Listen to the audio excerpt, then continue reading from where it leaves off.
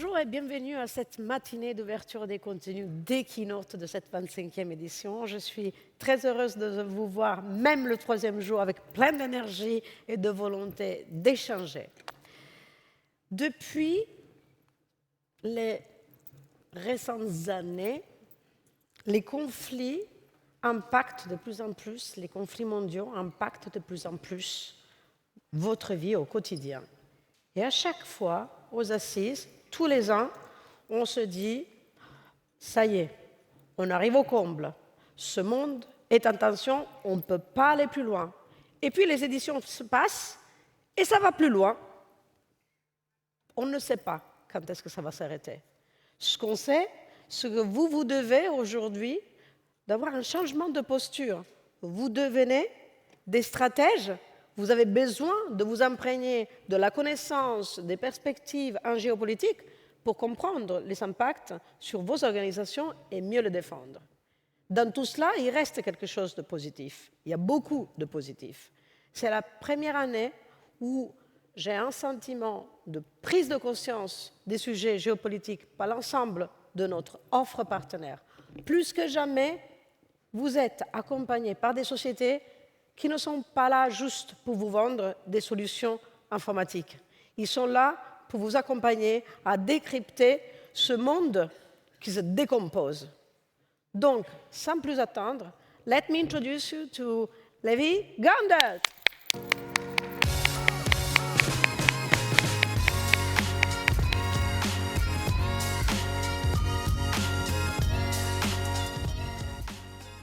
Bonjour.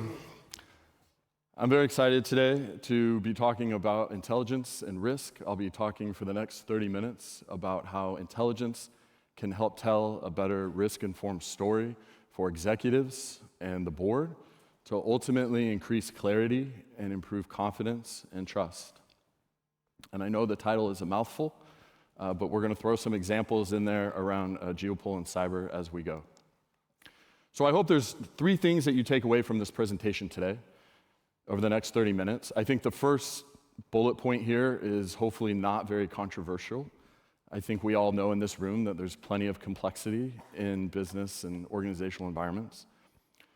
The second takeaway is very much about the word competes, and I'll dig into why I say competes. And then number three, some thoughts on how we do storytelling to increase engagement at the board level, because that's one of the things that I think we struggle with as an industry, is really the storytelling component. And storytelling is one of the world's oldest professions, but of course, it's difficult to do storytelling really well. So we'll talk about how to do that. So first off, let's talk about complexity and the challenge that complexity is in the current environment. This acronym, VUCA, was an acronym that was produced in the late 1980s by the American Military Army War College. And it was at the end of the Cold War. And military strategists were grappling with a new world order. They were grappling with, it's no longer binary, it's no longer us versus them. It's no longer NATO versus the Warsaw Pact. They were grappling with a world that had been very clear and defined. They were grappling with a world that had become very unpredictable. And so this acronym VUCA, I think, is very, very appropriate. A friend of mine who's a CISO was talking to me about it, and I think it's very appropriate for where we find ourselves in cyber today and in the cybersecurity industry. We're very much in this sort of double pendulum space of complexity and uncertainty. So what's interesting about complexity is that it's really a multifaceted problem. There's two sides to the complexity coin. The first side is obviously in technology and security. So if you look at some of the numbers and some of the statistics, just on the IT side of things in the enterprise, surveys show that on average we have over 340 SaaS applications in an average enterprise. Last year, we deployed globally as an industry over 700 million IoT devices. Organizations have hundreds of security tools and software in their environment, and that's not even counting sort of, the shadow IT component of this. On average, it takes a year to deploy a security tool, to integrate a security tool, to train staff on how to use a security tool. There's incredible complexity, as you all know, in the environment. But the other half of this is the storytelling component, which is it's also very complex to build a story and build a narrative that will resonate with the executive listeners, with the board of directors. In surveys, we hear over and over again that the topics that are most important to the board of directors for governance is cyber and AI. But at the same time, we also hear over half of CISOs polled have said it's very difficult to instill trust and confidence in the board of directors. It's very difficult to create clarity for the board of directors. And so we find ourselves as a cybersecurity industry operating in the center of this complexity nexus in both sides of that coin. And of course, the adversaries are behind much of this complexity as we deploy controls, as we do what we do in cybersecurity. But there's so much blending that's happening in the adversary space, and so we don't necessarily need to talk as much anymore sort of binary about criminals and state-sponsored actors. It's very much about motivations and intents, and those motivations are blending more than ever before. So with influencers, you have a category of actors that are seeking to influence things like elections. And in profit seekers, you have both state-sponsored and non-state-sponsored actors that are seeking to raise funds. And of course, disruptors, they're all over the place. They are responding to geopolitical events. You have collectors and state-sponsored efforts to collect information and create information asymmetries. And then, of course, actors that want to retaliate because of some geopolitical event or some kinetic escalation, creating all of that chaos around us. And if that weren't enough, of course, we have AI. And the adoption of generative AI is, of course, propelling adversaries in new ways. It's creating a new velocity on attacks. It's creating new creativity, and it's lowering technical barriers. So time is not something that defenders have the luxury of enjoying anymore. Time is now a precious commodity because of how fast adversaries are able to move with generative AI and the tools that are being produced in open source. And of course, right now, we can throw statistics out there and say, all of this is sort of happening just in the background. Just in the background, we think about what's happening in the noise of the internet that we have to defend against every day. There's just a general set of activity and noise that defenders are constantly faced with. But then we invest in controls. As an industry, we invest time and technology and resources into defending against the noise. And yet, at the same time, we see all kinds of compromises that happen literally on a daily basis. Just in the last 48 hours, these are some of the numbers and statistics just in France around different types of malicious code that have successfully penetrated different organizations and different enterprises just in this region, just in this geography. And so you have boards of directors sort of asking, we're spending all of this money, we're pushing all of these resources into defense. What are we getting for it?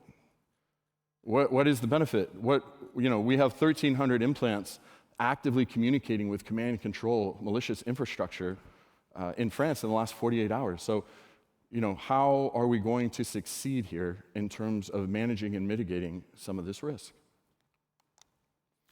So I'll pivot to an example. As I said, we have some examples from the geopolitical and the cyber realm nexus.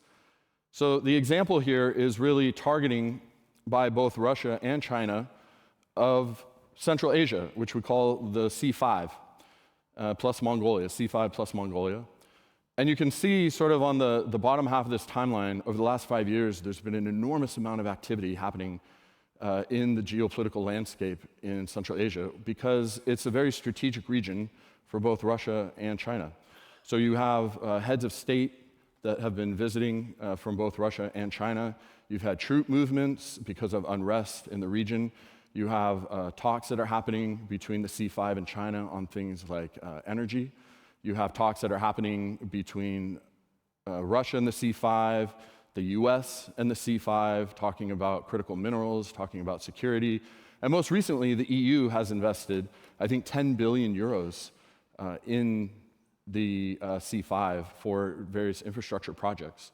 So everyone sees the C5 as a very strategic part of the world right now. And then, of course, if we overlay cyber activity on top of that geopolitical activity, specifically out of Russia, and this is not comprehensive, of course, but we can see that there's a very consistent pattern of activity, both targeting and successful exploitation of various organizations within the C5 happening along that same timeline. And similarly, we see the same sort of cyber activity out of China, which is very consistent in terms of, again, the targeting and the exploitation of organizations inside the C5 that are going to give them an information advantage. And at the end of the day, again, where the C5 sits in the world is very, very strategic. And so we at Recorded Future, we call some of these campaigns by the name, the color, so Red Foxtrot, or the other one is Threat Actor Group 110. So these are the naming conventions we have for some of the threat actor groups. And we can see that, this, again, the cyber activity is very, very consistent. And this region is very important. For Russia, it's part of the historical security sphere. It's part of the security buffer for Russia. And for China, of course, the Belt and Road Initiative flows right through the C5, both the physical Belt and Road Initiative and the digital BRI. So it's really, really strategic and very important to both regions. And of course, no presentation is complete without a pew-pew map. So this is my pew-pew map. And what we're talking about here is a little bit deeper, a little bit more the technical details in terms of how Russia operates and how China operates some of these campaigns in the C5, but also elsewhere. And some of the tactics are the same. Some of the tactics, there's some overlay. And some of the tactics are different. For example, out of Russia, we see much more activity around obfuscating traffic by using CDNs to mask command and control activity. With China, we see much heavier use of what we call the PANs, or the anonymization networks, right? But these are the tactics, these are the tools that these state-sponsored actors are using and leveraging to compromise targets within the C5. So of course, we have to bring this back and say, so what, right? There's an executive relevance piece to this that all organizations are yearning for, right? I have given you a story that is very dense with sort of technical details, but what does it mean for the organization? And I think that's sort of the critical question that executives and the board are constantly asking, which is, so what? Right? What is the relevance for us? And I think more and more, as we see agentic workflows taking over, we see more and more automation, it's really freeing human brains up to think about identifying second-order implications in these types of scenarios. And again, it comes back to trying to solve for the complexity problem, which is, how do we simplify this into a very simple story that the organization, the business can understand, right? So there's certainly one side of this, which is the implementation of security controls, the things that we need to do in the short term and the longer term around technology and security. But then the other half, of course, is how do we persuade the board? How do we increase trust and confidence and create that clarity for the board that we know what we're talking about, that we're investing in the right controls, and that we're timing those investments appropriately? And this is where I think having a framework can be very, very helpful. The business does not speak the language of technology, and they generally don't speak the language of security, but they understand the language of risk. Because there's all types of risk that enterprises measure: geopolitical risk, economic risk, financial risk, human risk. There's all kinds of risk. And this is why we have GRC departments and enterprise risk management departments, because there's all types of risks that the business wants to manage. But when it comes to cyber, cyber is new. And cyber is still trying to find their footing. They're still trying to find the language to fit into the flow of those other risk conversations. And this is where I think these two terms become really, really valuable: operational resilience and attack proximity. In general, in the risk industry, you hear a lot of, well, we measure things based on likelihood of occurrence and impact. And impact is roughly easy to measure, but likelihood or the probability of something happening is very imprecise. It's a very imprecise way to try and articulate risk. And so I think a different paradigm is necessary. And that paradigm, in terms of how we create simplicity, potentially is using these terms around how attack proximity is moving. Is it moving closer or further away from us? While at the same time, is our resilience getting stronger or is it getting weaker?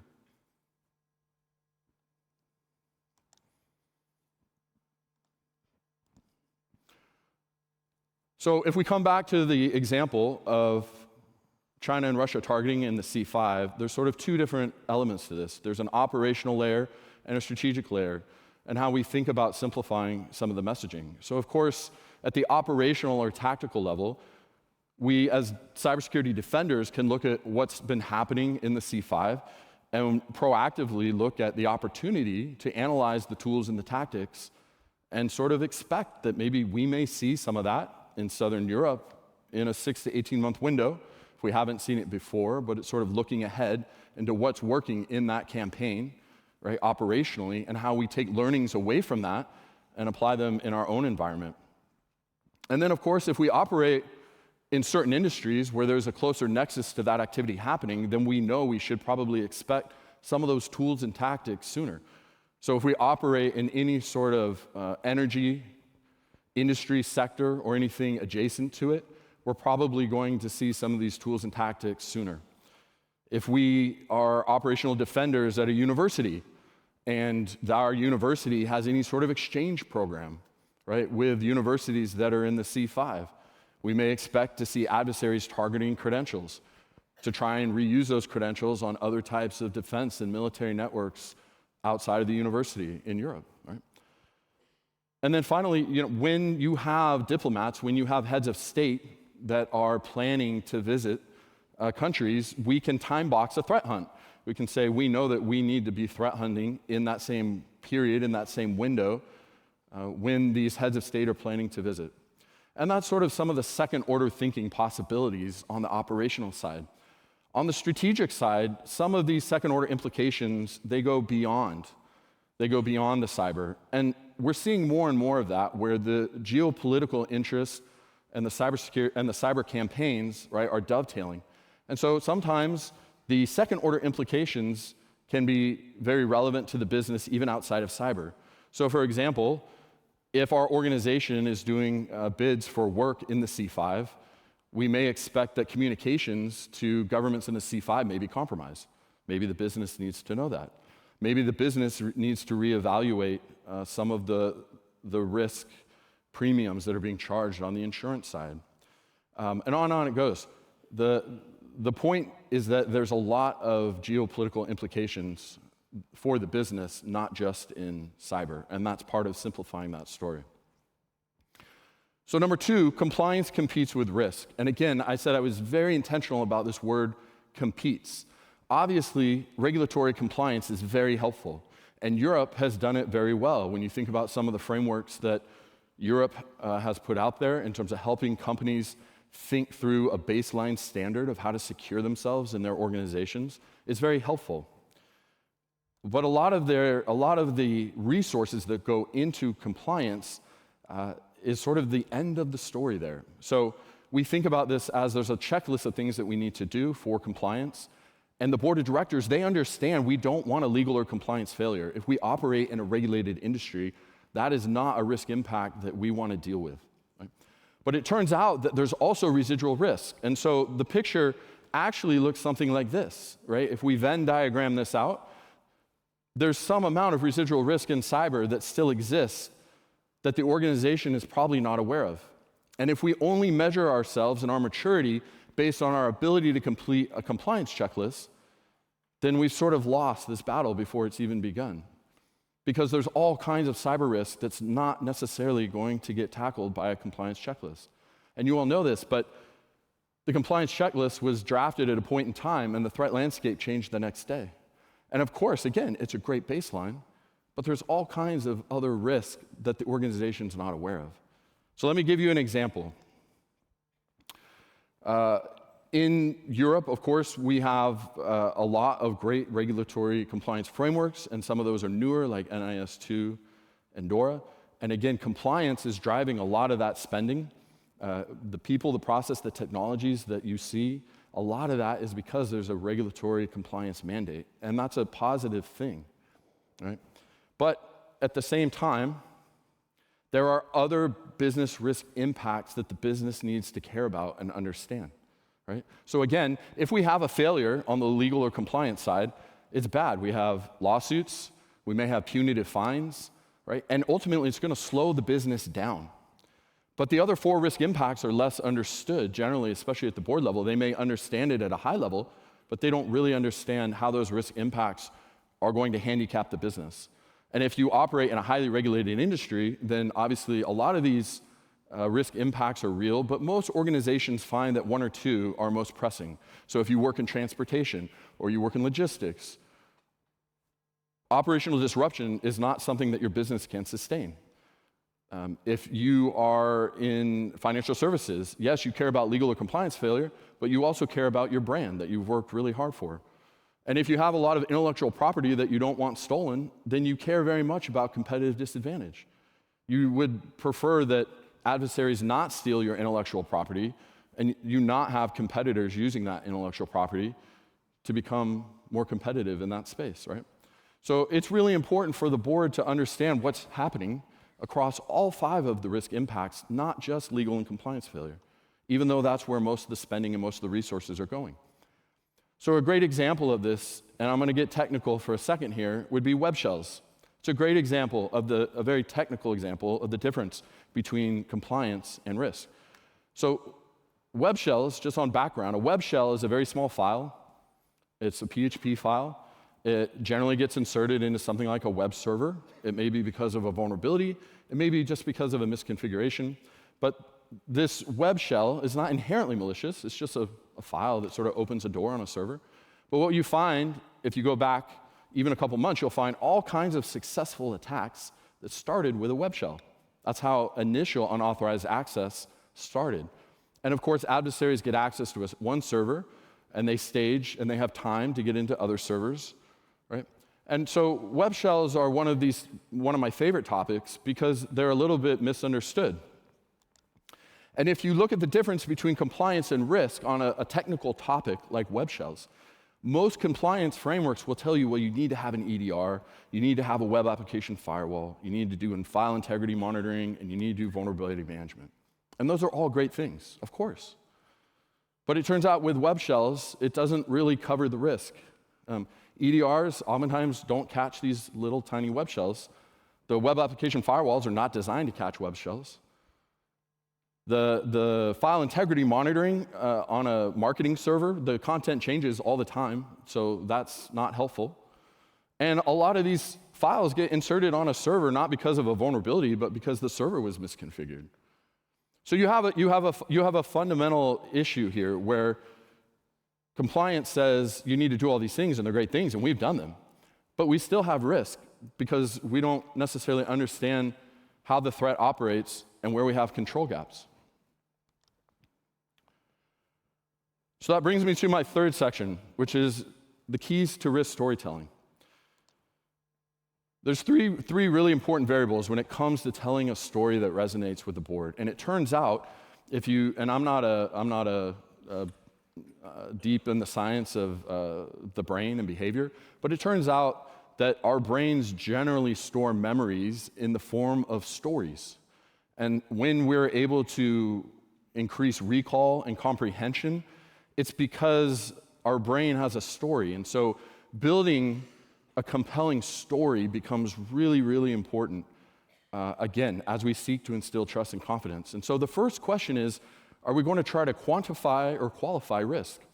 And I think there's a lot of really good frameworks out there to try to quantify risk.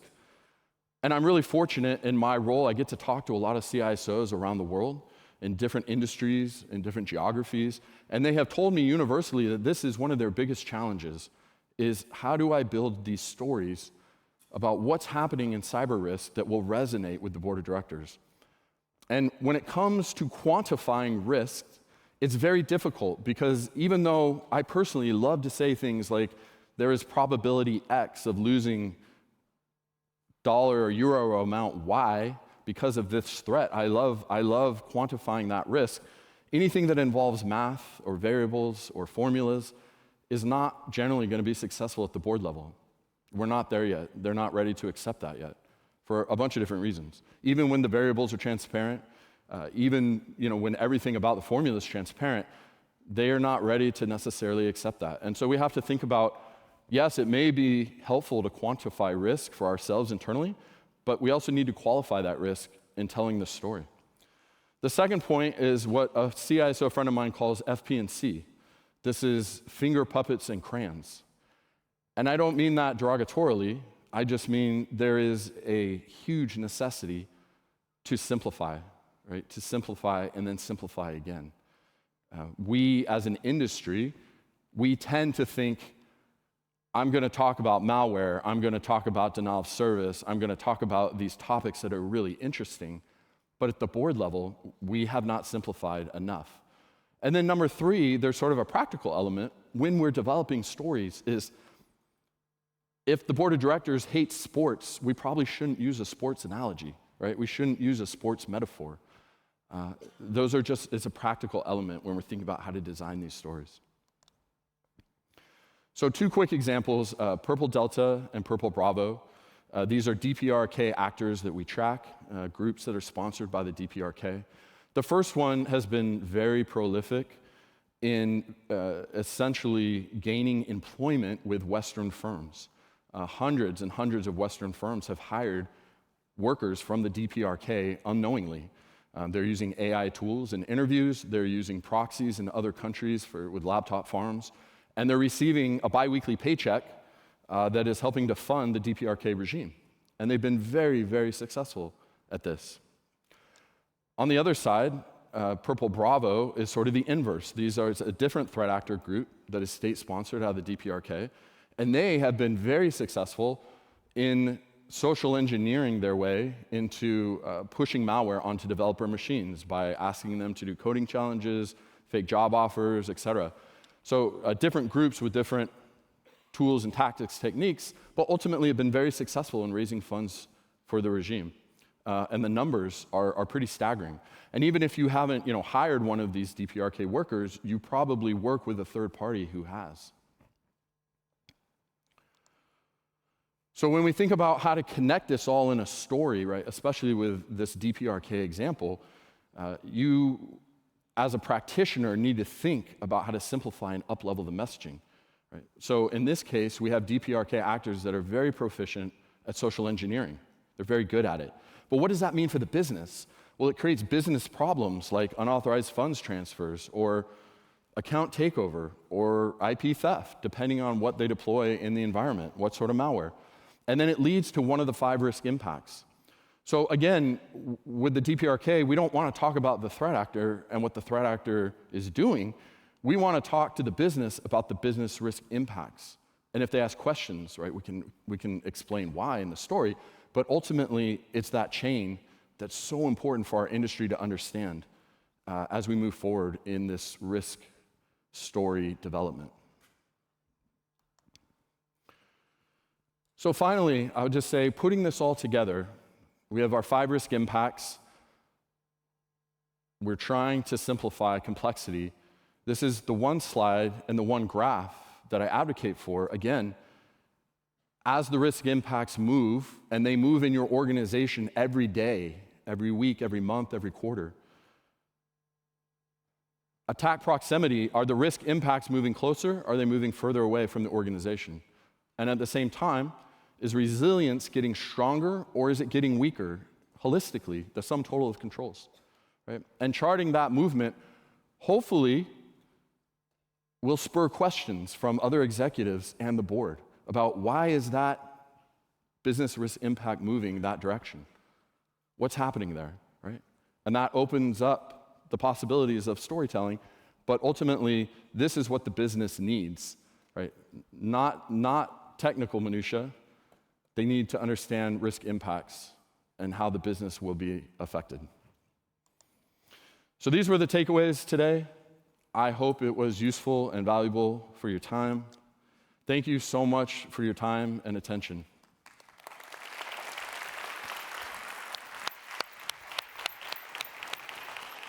Thank you so much. Chers amis des Assises, continuons cette belle journée et on se retrouve pour la dernière keynote à 14h30 dans cette même salle. Bon appétit!